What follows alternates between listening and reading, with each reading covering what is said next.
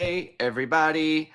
Hope your week is being good to you. Come in, let's hang out for a little bit. It's time to chat. Be sure to hit that subscribe button so you never miss any notifications and always get notified whenever I'm live here on Hurrdat's YouTube. So, this is what we're going to talk about today. Up first, Real Housewives of Salt Lake City. We've got a lot to talk about. I've got thoughts, everything from Lisa Barlow's just overall behavior this season or stance this season to Bronwyn Newport's mother. For the love of God. Okay. Also, we're going to talk about Crystal Minkoff and something that she shared on her recent podcast and talking about the upcoming Bravo show Wife Swap.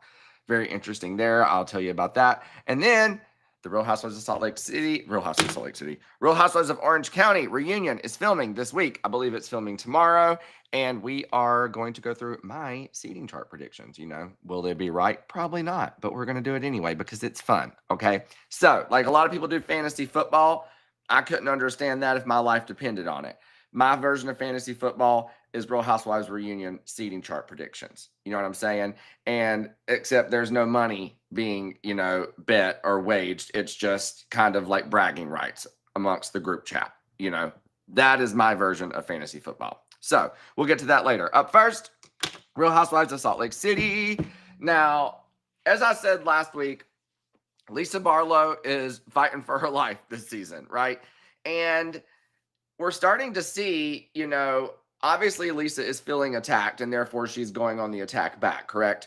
But we're starting to obviously see, some back and forth between her and Angie and her and Bronwyn. Like when I say back and forth, just like slinging like digs, you know what I'm saying? And it's interesting to me though that like I do feel like Lisa kind of throws the first punch a lot of times, but then when someone fires back, she can't really take it, So this week, for example, we have, her and Angie are going back and forth at the lunch, and she, basically, I can't remember what it was that she said to Angie, but they're kind of, like shading each other's businesses. And so then Angie, talks about, her son's hair products and the fact that they're like a C product line and that they've been, like collecting dust on her shelves and that she was nice enough to put them in her salons, etc. And that was crossing the line for Lisa because now Lisa's like, you're talking about my kid, like going for kids is so below the belt, da da da da. And it's like I love Lisa, but in the game of life in general, yes, but specifically the game of Real Housewives, if you're going to dish it, you got to be able to take it. In fact, even if you're not going to dish it, you got to be able to take it. It's unfortunately. And, I know, yes, the comment does involve loosely her son, but to say that it's like, we're bringing kids into it, etc., it's like, girl, like, stop making it something that it's not. Angie got a good little read in on you and either take it and move on or get her back with a better read. Two choices, but I just feel like Lisa's, and even Heather is saying, like Heather at the table, she was like, Angie, you're saying some things that are mean, but Lisa, like, you've got to understand you're saying things too, So I don't know. Very interesting. We'll see if this is going to be an all season thing. I don't know, if Lisa's going to be able to relax any at all this season, or if this is going to be what's going on all season long as, them coming for Lisa fighting back. And also I was talking to a friend this week and he says, we all love Real Housewives of Salt Lake City, but they probably needed some new blood this season because it's not feeling stale, but it's just, they're all going at Lisa for stuff about, business stuff. And it's just, we've been here before, and I think definitely didn't want to lose anyone. I think everyone they have there is perfect. I do think maybe adding in a little bit of new blood would have given it a little fresh feel this season, So what I did love though is this text war between Angie and Lisa. We were talking about them going back and forth, but So Angie is, I guess, at her hair salon. Lisa sends over her assistant to pick up the products that Angie was, kind of talking crap about. Lisa sends her a Venmo for the products and says, I can also send over my, my cleaner to clean up the dust, since you said the products were collecting dust. And Angie says, baby, you should have sent that $600 to somebody other than me. Maybe one of the people that's, suing you for money. I was like, oh, this is why I love Housewives. It's like Lisa really thought she got her.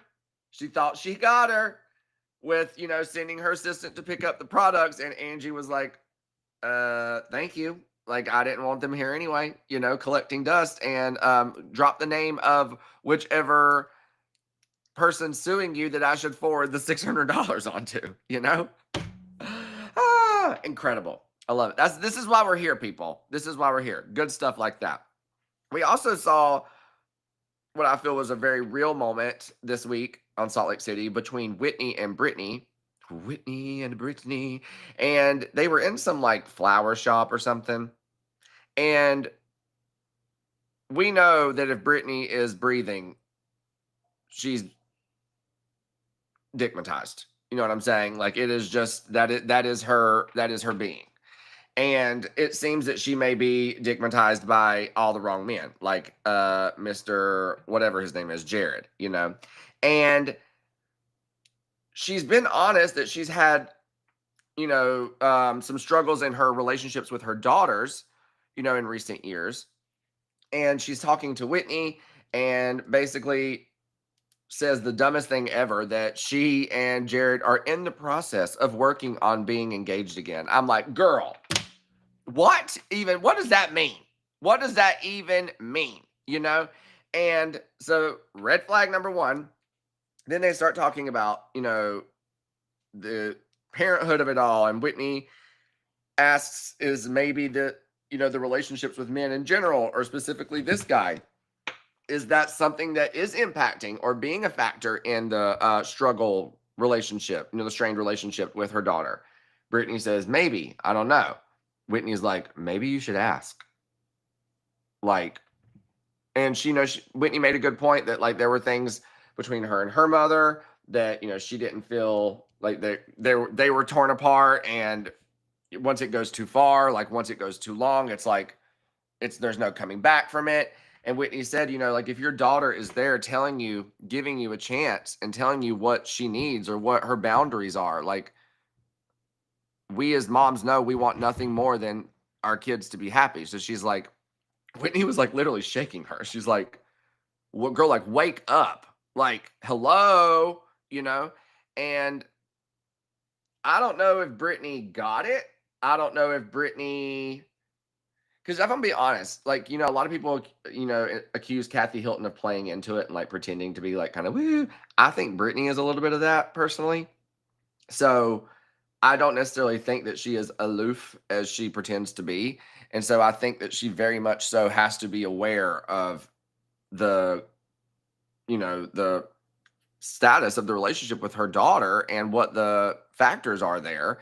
And so I'm like, I feel like it has to be connecting. It has to be clicking what Whitney is saying. I hope it is anyway. But I appreciated Whitney in that moment. Whitney was like, girl, like mom to mom, you and I would never want to ever wake up a day and realize that we probably should have done something different in regards to our kids or have a regret. Like, you listen to your daughter, talk to her. If she's willing to talk to you, be there, listen.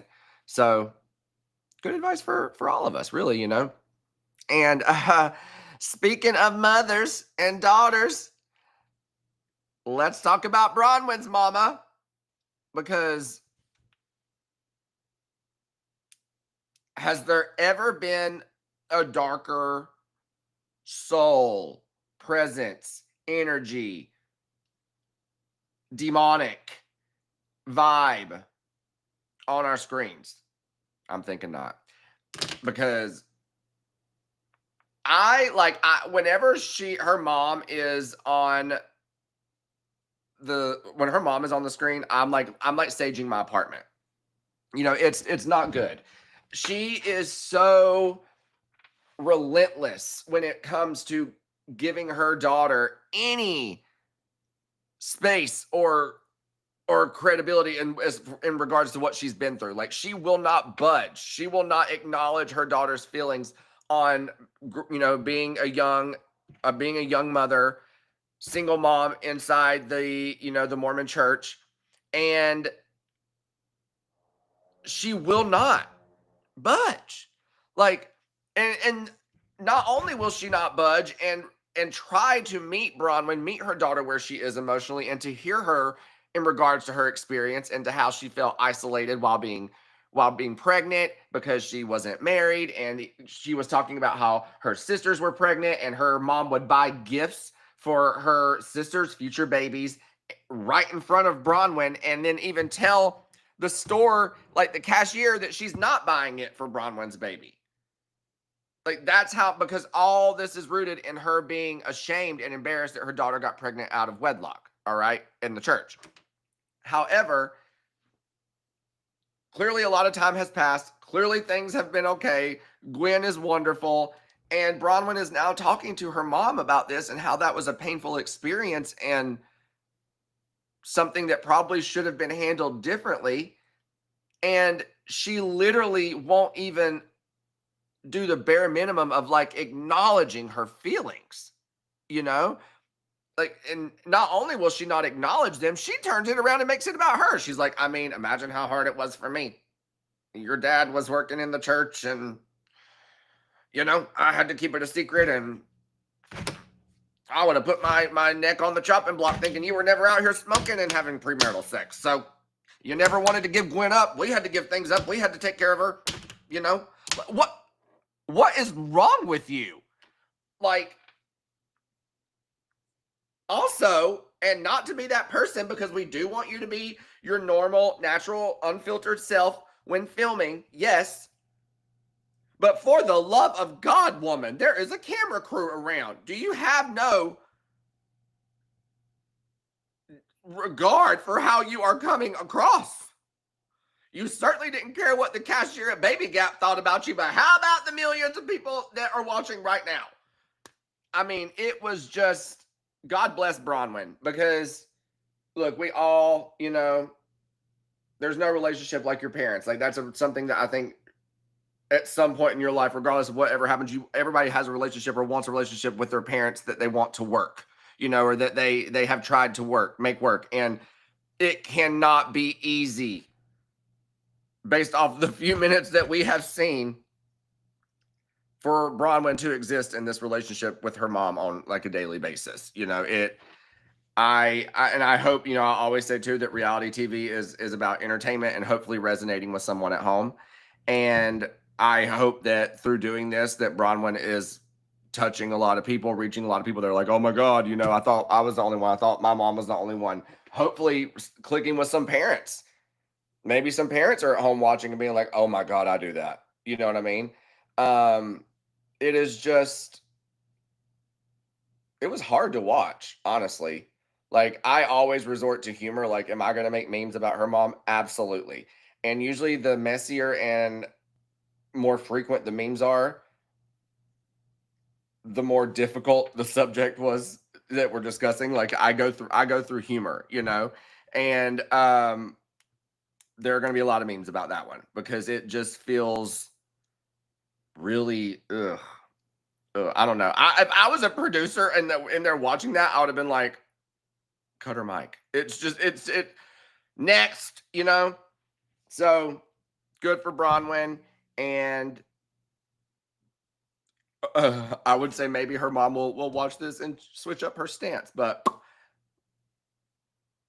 not holding my breath, All right, let's move on. So y'all know we have the new show coming, Wife Swap, where we have Angie, Wendy, Melissa, and God, Angie, Wendy, Melissa, and Emily. Okay, and they are gonna go like live, swap lives with other like wives throughout the country that aren't like on TV or whatever. Anyway, so Crystal Minkoff, on a recent podcast, someone was telling me that she revealed that she was approached to do Wife Swap season 1, right? And that they've been planning it for quite some time. And I think it was her. Now, I think it was her and another group of 3 girls. It was always going to be 4 girls, but I don't think it was these particular 4 or anyone in this group. So I'm curious what that other group was. But ultimately, she wanted to do it, but ultimately decided not to do it. And I just think that it's interesting because I'm like, that must mean that Bravo's like literally putting like a lot into this show. I mean, to me, because I'm not trying to be rude. It just kind of felt like it came out of nowhere. You know what I'm saying? And real quick. And so I just think that interesting. I would have loved it. I think Crystal is a better casting decision than some of the people on the show. I do think if there was a better cast for this first season, there would have been a little more interest in it. Again, maybe we'll watch it and love it. Who knows? For me though, what's interesting is that like apparently the format is that each wife gets 1 episode. Like they're not all in all 4 episodes. Ain't that weird? Again, it's not weird in regard to like what Wife Swap, the traditional show, what their format was.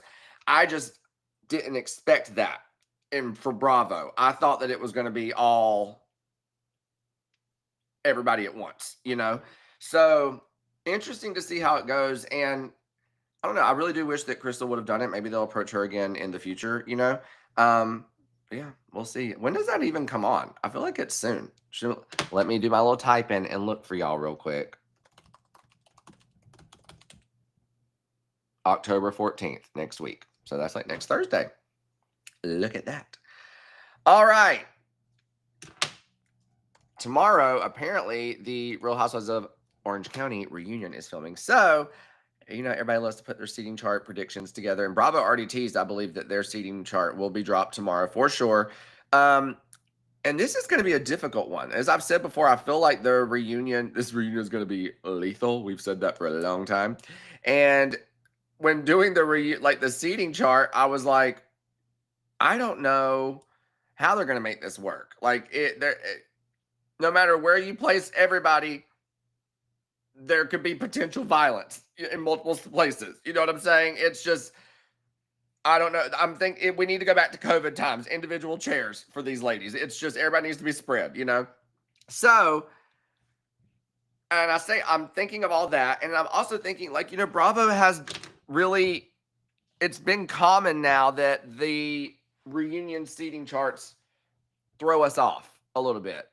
Like there's an interesting first seat, or it's not as predictable as maybe we thought. And I know also, I feel that they really enjoy putting a newbie in the first seat now. In a first seat, So I'm taking all these things into consideration, and who hates who, and off-camera drama, outside season drama, who's beefing now that wasn't beefing on camera, vice versa. And here's what I came up with. And I'm going to I'll post a TikTok and a reel about this to Hurrdat's pages later in a little bit. So keep an eye out for that. But this is what I'm thinking, okay? On one side, I'm thinking Gina on the end. Then I think she'll be next to Heather. Okay. So 1, 2. Then I think Katie. Okay. Because we can't put Katie too far down, because she might there's a lot of the stuff that she maybe wasn't there for. We've seen that Phaedra was only on like half a season. They had her in the second seat. Yes, I know that Phaedra is a veteran. Katie is not. But also Tamra, I think, will be the seat next to Andy. And her and Katie are going in this together. And I think that it makes sense for them to be side by side. So on one side of Andy, I think it's Andy, Tamra, Katie, Heather, Gina. Okay. Other side. Across from Tamra, I think most people would say it's going to be Shannon. It's got to be maybe Shannon. Yes. I would think the same thing. This is where I'm going back to. They like a little surprise, something unexpected. I think first seat next to Andy across from Tamra will be Jen. Okay. I think that'll be, and also yes, Jen, a lot of people aren't necessarily happy with Jen right now as far as viewers go. But I think that the network really loves Jen, and I think that this will be a chance for her to possibly really, I don't know if it's redeem herself, but not get lost in the mix down, down on the end of the couch. Like she's going to have to be up there and really talking and being in it, and going head to head with Tamra. Then have Katie right there. They've got a lot to discuss. So I think the first 2 seats will be Tamra and Jen next to Andy. Next to Jen, so directly across from Katie, I think will be Shannon. Okay. So she's not, I think it's close to first seat, but not quite first seat, but she's also not at the end of the couch. So I think Shannon will be second seat. Then I think that we'll have Emily next to Shannon because, Emily and Katie, I don't think Emily and Katie will be on the same couch. Also, there seems to be a little bit of beef and frustration between Tamra and Emily right now. So I kind of think that it makes sense for Emily to be on the other couch, And then in addition to that, who else to put next to Gretcher's other than Emily? And I think that when Gretchen gets brought out, they'll put her at the end. And so, yeah, I think that the couch on the other side of Andy will be Jen, Shannon, Emily, Gretchen. So we've got Gina, Heather, Katie, Tamra, Andy, Jen, Shannon, Emily, Gretchen. Those are my predictions. Watch not a single one of them be right. And if not, then you'll now understand why I've never won the lottery. I don't have the best luck, So we'll see. All right, let me go back, look at your comments as we start to wrap up. Natalie, hey, from Manchester, England. Oh my God, hi. Thank you for being here. Love that. Angie ate those fries. Yes. Hi, I can say we'll watch replay. I heard Bronwyn's father passed last June. Yeah, that's so sad. Bronwyn went against her religion. Her life shouldn't be this great. Her mother is a lot of mothers. Yeah, it's wild. Like, it's like she still resents her. Like, it's okay. Things are fine. Jillian Brown, her mother's a bit strange. A bit? And an understatement. KM, show her true colors. We see where Bronwyn and why Bronwyn is who she is to save herself. Yeah, maybe. Auntie says she thinks Bronwyn should still be punished. She does. It's like, I don't get it, I don't get it. So, let's see. Trauma memes. Yes. That's how it's trauma bonding. That's our definition of trauma bonding, is whenever we watch some really messed up on Housewives and we're all a little like messed up in the head with it, I help us trauma bond by making memes. So it's like, as Candy Burr said, you got to laugh to keep from crying. And sometimes that's all you can do, So it is what it is, everybody. All right. Well, as I said, when we kick this off, make sure you hit subscribe so you always get notified when I'm live here on Hurrdat YouTube. And that's every Monday, Wednesday, Friday, 3 p.m. Eastern. So that means when I see y'all next time, we will have that OC seating chart so we can see just how right or wrong I was. And let's see. Oh, we will have had another episode of OC and another Miami reunion episode under our belts. So lots of good stuff coming our way. Hope y'all have a wonderful Wednesday evening. Do something fun. Treat yourself to something good. Hang out with a friend and whip it up. The weekend's almost here, kind of, right? All right. I'll see y'all next time. Bye.